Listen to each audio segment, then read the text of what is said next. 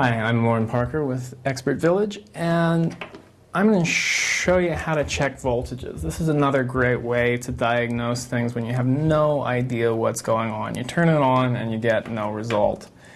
So we're looking at the back of this radio again, this shortwave radio. And once again, I want to find ground. And so with batteries, that's easy. It's going to be the flat side of the battery. If I pull this out, you can see that this is the side that's flat. This is the side that has the little bump on it. So that flat side of the battery, I'm going to clip my lead to a piece of bare wire that connects up with that flat side of the battery. And then I want to clip that to the black lead of my multimeter. Then I'm going to use the red lead of my multimeter with one hand as a probe. I go ahead and I set my multimeter onto DC voltage, which is voltage, and it has this little line with some dots underneath it. That means we're looking for DC voltage and not AC voltage. AC voltage on these guys is primarily dealing with power coming out of the wall. But when you're dealing with electronics within a circuit, you're usually looking for DC voltages.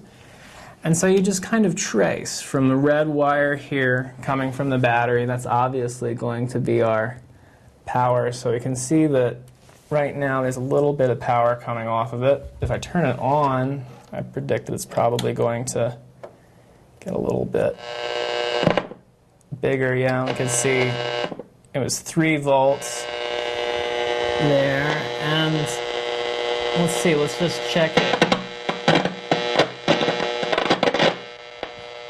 At certain points right there, we've got 2.95. And we can see that there's actually electrical activity. When you find a zero or something like that, you need to check and make sure that that zero isn't somewhere that's supposed to be connected up to power. And how do you know that something's supposed to be connected up to power? Well, probably the best point, if you reach this scenario, the best thing to do is to get online and look for some technical documentation. Look for a schematic, look for a service guide for your particular model of radio or amplifier or what have you. And it will show you where specific points are to test for voltages and what this multimeter should read.